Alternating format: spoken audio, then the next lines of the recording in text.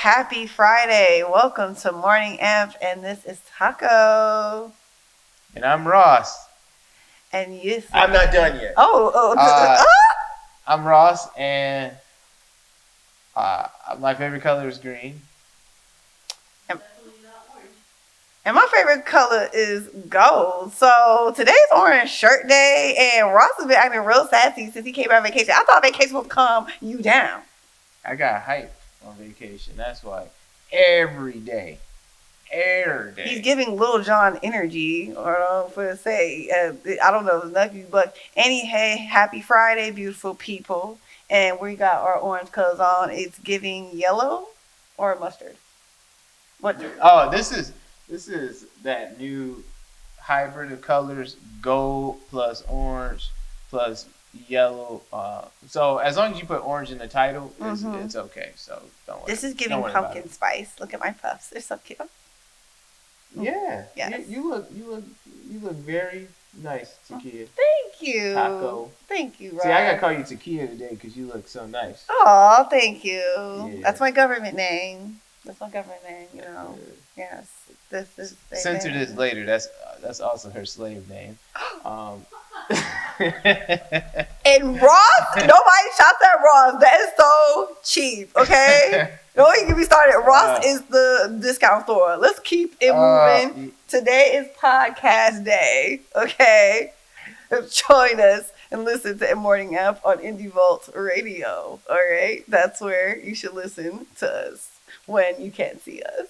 And so since it's podcast day, go out and enjoy podcasts. Use your favorite app to connect you with your favorite podcast. Try some new ones too. Try ones you never even thought about. What podcast? If I say, hey, Taco, go find a podcast and listen to it that you never in a million years think you would actually listen to. It's so many. I have so many favorites to choose. I really love listening to The Breakfast Club in podcast form. I really love the Know For Sure by B. Simone. I love the Dead Ass podcast by Kadeen and Devout Ellis. They're like a really great millennial black couple.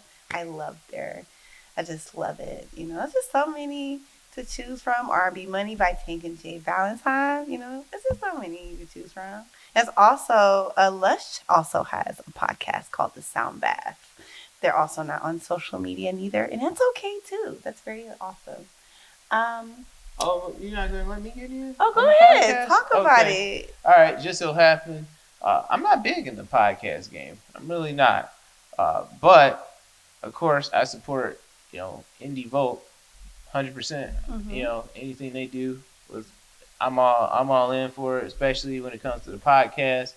But there was this podcast I listened to a little bit during the pandemic, and it was like the height of pandemic when basically everybody was at home collecting checks, or not.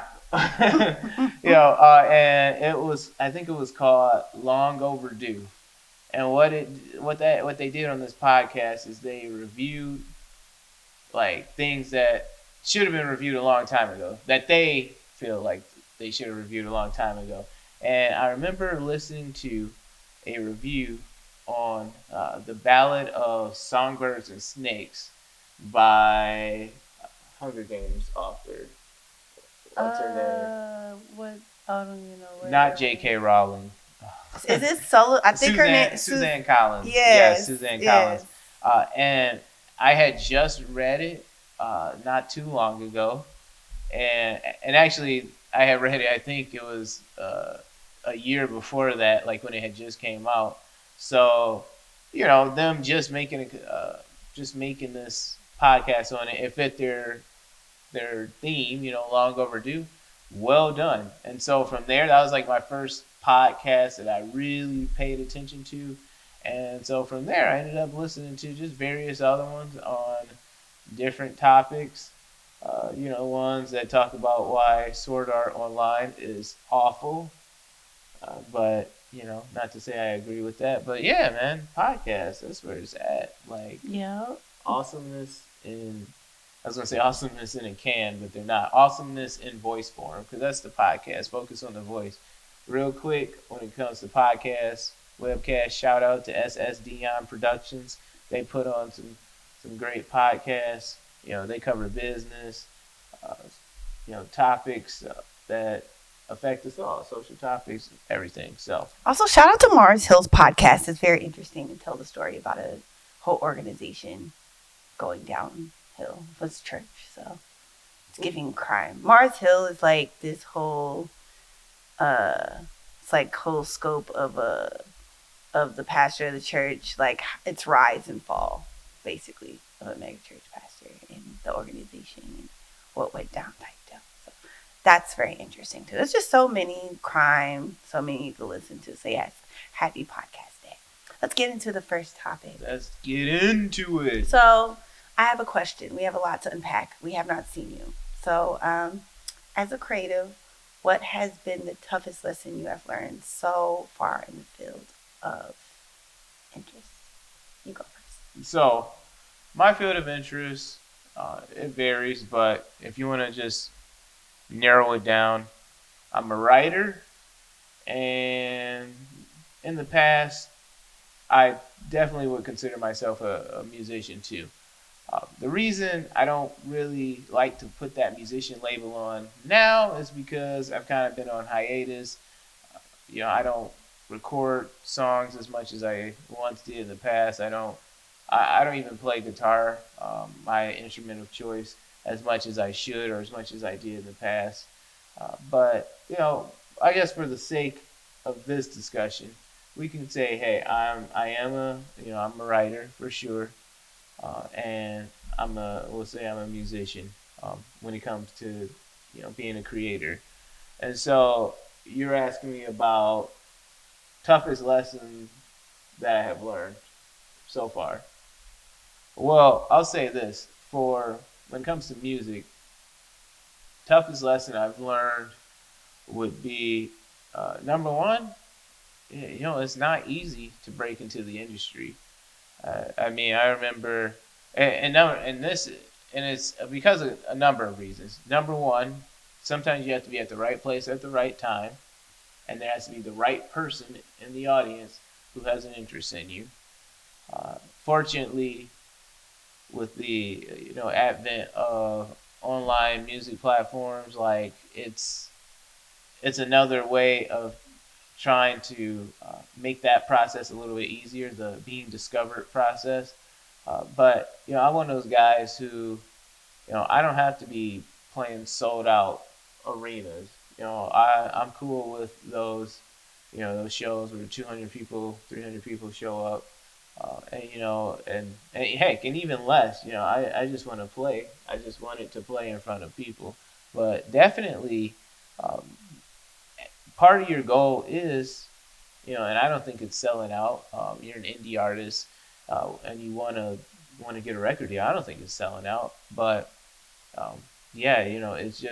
it's not easy to get to that point, which kind of slides into nice transition into the other part is sometimes those opportunities, one is like all you get. Sometimes you get that one shot, which doesn't Eminem rap something about it in 8 Mile in that song? You only get one shot. Yeah, you only one shot got a chance to blow his opportunity once. So they're like, you better. Yes, that's my guy. I love Lose Yourself. There you go. I appreciate it. So, no, I truly do.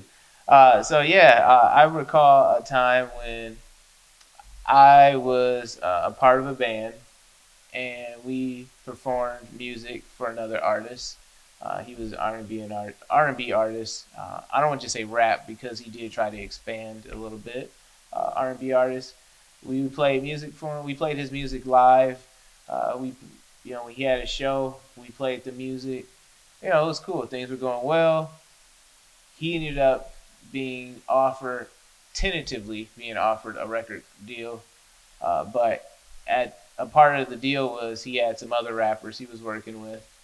They were a group essentially, and it was kind of like this was April that the deal came to be. This you do what you're supposed to do, you record songs, blah blah blah, like you guys keep making music and keep putting it out there. Just keep doing what you're doing. That's essentially what what this record this record businessman was telling us. A guy in the industry, and the thing is, as us just playing the music, we're kind of on the outside a little bit because we can't really do much. We're depending on what this what these guys who they're doing the actual rapping are, or what it all came down to them. Long story short, without going into too much details, but they were young guys. They were, 18, 19. They were first time away from home, and they just they just couldn't stay out of trouble, and they just and some of it, not their fault. Some of it was wrong place, wrong time for them too, and my buddy that we had built this, really us too, we had built this to where it was before those guys joined. And he had just released, he had invested a whole bunch of money into, like, he was trying to get photos done and everything. He had actually released a CD. He had an album, and he put all this work in. Like I said, we're doing fine. And then the summer comes, so it was April when we were doing all of that, performing and stuff. The deal comes on the table by the end of April, early May. And then that summer, they just had to survive the summer, and they didn't. They didn't. And once that opportunity evaporated, I don't think anybody who was involved in that in any capacity got another chance. So, wow. Do you have any stories overcoming some trials and tribulations, or facing trials and tribulations, being creative? That as a creative, you're gonna, even as long as you've been doing it, sometimes you may leave as a writer, as an artist, as a musician myself, as sometimes I just realized, like, I could write a song. I remember picking up my guitar, like, earlier this year. Like, I'm gonna do it. And I was like, I'm gonna make beats. I didn't know you were a guitarist. Yeah, I play guitar. I took lessons when I was 15. And I took piano lessons when I was 11, 12. It's like real early, real young. That's a good age to do it. So. Yeah, like real early. And so, like, we can't get too deep in this topic, but to make long story short, I think the thing is, like, you go through a journey of ebb and flow. So sometimes you may, like, I could write the song. I'm like, I'm going to come back to it, but then like 6 months, 7, 8 months later. And sometimes you have to, like, you'll come back to it, and then you have a fresh mind. So sometimes creatives go through tough things. And also, when you're doing things for other people, that can be tough too, and you put your dreams in the background. So I guess the toughest lessons for me, I think similar to you, everybody has an idea in their head, like, go viral or, trying to be famous. And the idea of, here's a profession that you chose that wasn't really unrealistic, but you have to believe in yourself that you can do it. Right. And I think that's, like, the biggest lesson. Also, I think making the means and the money to actually survive doing what you love. And it could be a really tough call. And 1% people will be successful even independently doing it. You don't have to be mainstream. You could be independently do it. Right. But it's definitely going to cost you. And I'm not saying anybody can't be successful at doing that. Like, like the last time we were on, one of the last couple times we were on camera, I had an article, and there were, like, at least 8 artists who are independent, but there's plenty of ways you can make money. Syncing in TV and movies and films, you know what I'm saying? Selling your merch, doing a tour. There's so much resources out there to where you can make it. You can do what you love. Also, but nobody's saying that you put your hand. It's so many professions now to where you can't put your hands in one basket anymore anyway. Right. So you can't really just, I'm just doing my music. I'm like, no, you need to know the business end as well as being the creative end. And I think, and also you just can't do it by yourself, because you will get burnout. Something that you love, even when you love it and it's your calling, you will get burnt out. Like, you have to refine your purpose and revisit, like, why was I doing this again in the first place? And sometimes you get lost in the thoughts, so too. Yeah. So that's a lot of tough lessons. But yeah, my thing is that I can do it, but it's hard. It can be hard. Oh yeah, definitely. But without hard work and going through some kind of trials, the reward just won't be as sweet. Yeah. So totally worth it in the end. But as I was told, if you do what you love, you never have to work another day in your life. Yes. So yes. So do you believe in the stories, in the comics today are predicted upon modern day things that will be null and void in a few years? I'll go first with that. I feel like we're living in a time where, as we evolve, I feel like the same kind of stories. It's just so much diversity in comics. I don't feel like this is really. I mean, what much to say here? I mean, there's a lot of things you can talk about. So, I think the way stories are being told, and as we advance and go forward, I mean, it's a lot of stuff. Like I said, indie comics is coming up. The old stuff, they can recycle that over and again. But I know, pretty sure people want to hear something new. So, it's not really much to say there. Yeah, so stories and comics today that that are predicated upon just modern day things that are like issues and things that are happening. Um, it's almost like asking, will they be obsolete, in a few years, like, or will they age poorly? Will they age like milk on a counter, or will they age like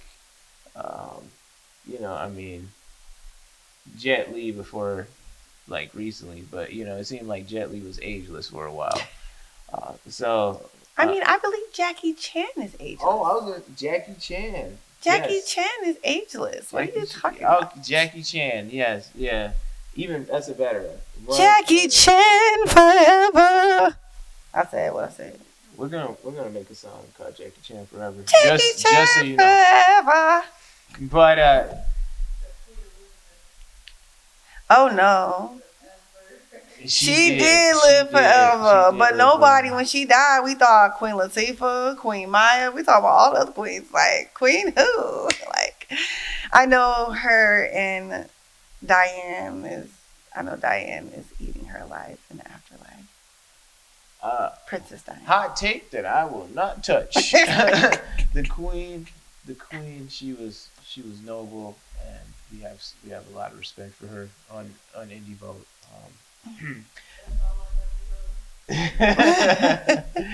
So, but I think unless the topic is about unless the story in a comic today is about a pandemic, then in 5 years that won't age well. I know. But it won't be null and void. Like, it won't be like that's a pointless story because we've lived through it, and we have lived through other pandemics, Spanish flu being one. I don't really feel like apocalypse and pandemics because since we've lived through it, I'll talk about a show that I really love that probably a lot of people, whether you hate it, love it, P-Valley. I liked what they did with season 2. It was a little bit darker, even though it's a TV show. Now let's take this in a comic book form. It's kind of like my favorite quote with Nina Simone was, "I'd rather be the artist of the times than not being an artist. Being an artist of the times. When you're artist of the times, it's like basically talking about current events. Like what Kenyon Barris is doing Wizard of Oz is he's trying to. What a lot of people don't even know about the Wizard of Oz, and I didn't know about the Wizard of Oz, is at the time when the movie came out, it was the symbolizing of what was going on in that time. Oh, can I interject real quick? Yes. Because, all right, so being a history, someone who studied history at university, yeah, I know I said it weird. In America, we don't say at university, right? But studying history, yeah, I remember finding out about the Wizard of Oz, about how in the original, like in the story, it doesn't happen in the movie, but the slippers weren't ruby red, they were silver. And it was the silver slippers walking over the gold brick road. And that's because there was this kind of this debate going on about the value of silver over gold. because different parts of the country were finding out in the West, and they're finding these silver deposits, and it was just and so like just that right there. It's giving subliminal messages before subliminal messaging. Most people have seen the movie. Like I believe more people, especially in modern times, maybe back when it was released, when the book was released, brand new, maybe there was kind of equal amount of people who saw only the movie and people who read the book first and saw the movie. But nowadays it's like exclusively, if anyone knows about the Wizard of Oz, it's from the movie. And so that ruby red slipper changing the slippers to red, totally takes away that very important symbolism that the author. But there's other symbolisms in the film as well that's being shown. But we can't get into it because we have other topics. Well, hit them up real quick. Real quick. Time. So, let's go into about after attending our first con. What was your thoughts about it? I had a good dang on time. Yeah, no, I enjoyed it. It was my first con, and going into it, I understood that it wasn't going to be like a super large one, but for where it was located, and this isn't like to down on Monroe. It's just that Monroe is like southern end of Michigan and like not exactly known for holding.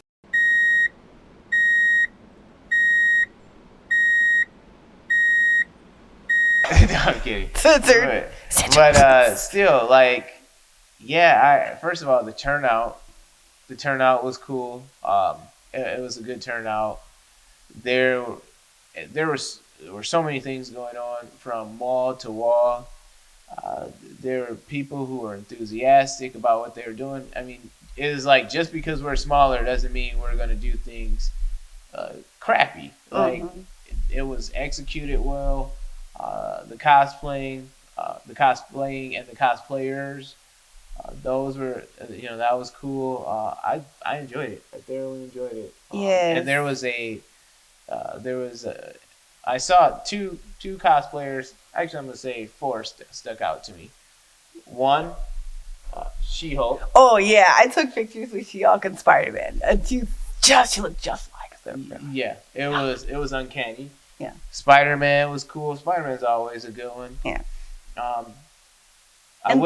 And the guy we interviewed we had the most liveliest interview. He has a rustling museum. Oh my gosh, he was crazy. I actually have Ric Flair's feathers from his robe. It was so awesome. Yes, that was from Ric Flair. That was awesome. Like, woo!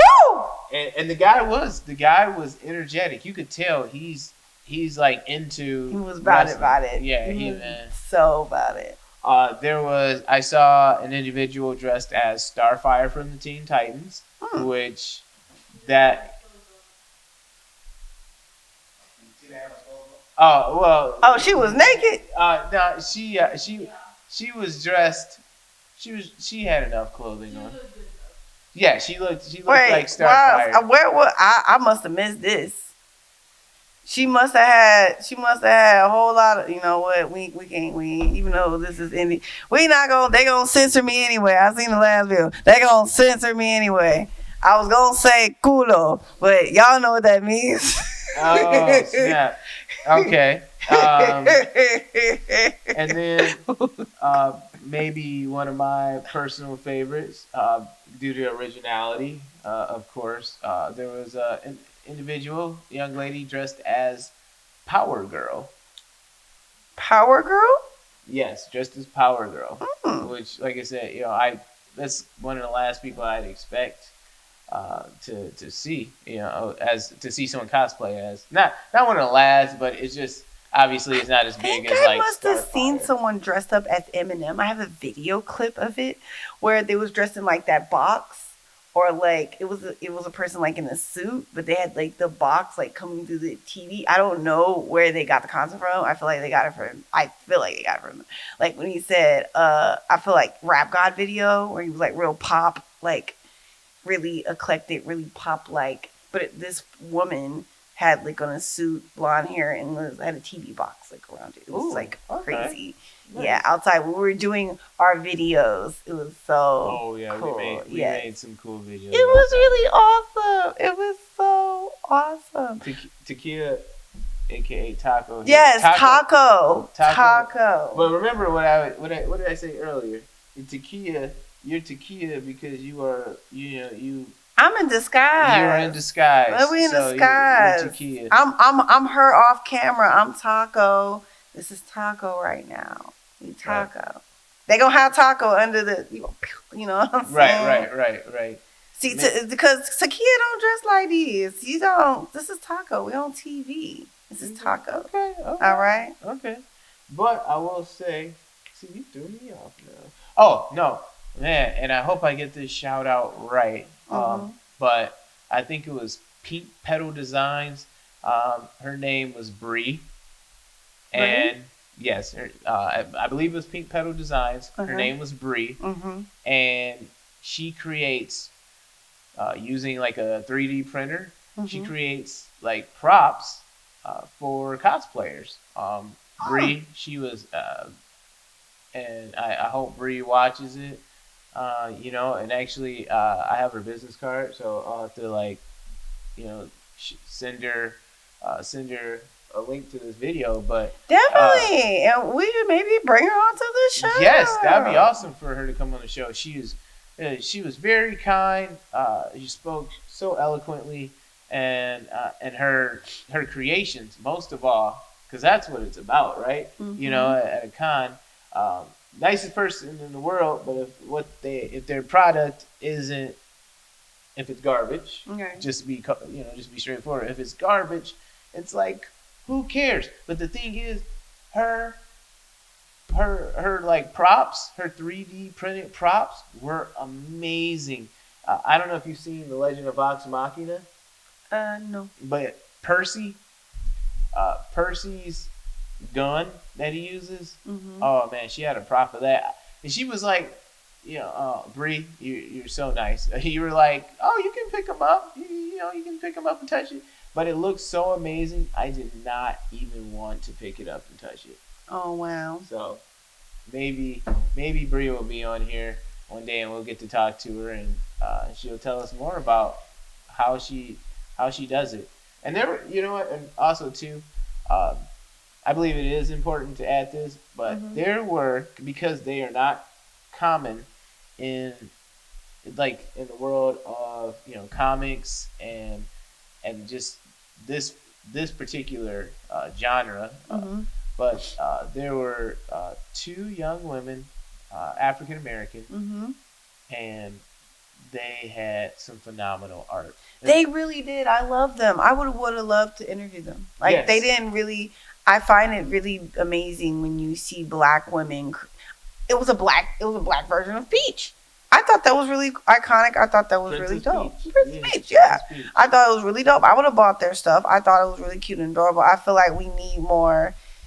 I feel like there has to be a space for black women to come in as comic book readers. We exist. Just like our better halves, I'm saying? And I feel like, coming to the fold, I feel like it's like a little baby community within the community. But they exist. But I feel like, show them a love. But I have their business card as well. And it'd be nice, to get them here. Yeah. So, I think we was gonna talk about another topic, but what? we only here for like 30 whole minutes. It's not that time. I think we got enough time to real quick do some quick hits on it. Okay, so indie creators back. Like, this is the thing. Well, this goes back to what we talked a little bit not too long ago about they should reach a wider audience, but I feel like it's like this whole let's pick, like I said, the future is coming. And I'm not going to say it no more. We need more stories. We need more content. I feel like indie books and creators are supposed to reach a wider audience. Why not? But the issue is like once they hit the mainstream, once they hit that plateau, then it's always the factor of that possibility of like, oh, they done got too mainstream, like all of a sudden, like, and it shouldn't be like they've gotten like mainstream. They're still indie. Right. We've said, if you watch whatever last morning, we've said that like it's a potential. Somebody out there is gonna want that new exciting thing that's on the come up versus like, oh, let's recycle this story or let's reboot this story. Like, no, like, let's not reboot it. Let's try to get something new. You know what I'm saying? So yes, indie books and indie movies do need a wide audience, but we also have our own audience in our own world. But I feel like it just takes that one person to shake it. That's my thoughts. And so all I'm going to add to that is one of the ways to reach a wider audience. One of the possible ways is, first of all, for indie creators to keep doing what they're doing by backing each other. And then as they can continue to back each other, encourage people and creators who began as indie creators, encourage them to, hey, dude, they should be doing their part, their job, and hey, they've climbed up the mountain. Reach down a hand and pull up someone, who's trying to work their way up the mountain. Help somebody else up the mountain. And I think if every indie creator who has achieved a level of success, who's reached that next level, if they reach down and they really sincerely devote themselves to reaching down and pulling one more indie creator up with them, and then that creator pulls one more up with them, and they keep doing that as they ascend this mountain of popularity, because that's what a wider audience usually entails, is now you have more people watching, and that we tend to equate that to popularity, because that's like the best tool we have for measuring popularity is how many people are watching. So it was just indie creators just pull each other up, and maybe one day they truly will reach such a wide audience that they can stay indie, not have to quote unquote sell out, if that's how some people feel about it. I don't feel it's selling out personally, but help each other, have a great team, and have a great marketing. So that's all. So this is Pumpkin Taco. Have pumpkins in your taco. This cold shirt and this is Orange Day.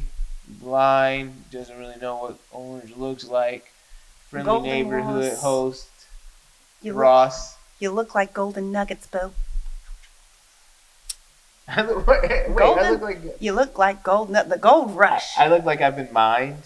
Gold Rush. Like I'm a 49er? No, a Gold Rush. Gold. Am I a superhero? That's all, folks. Have a good morning.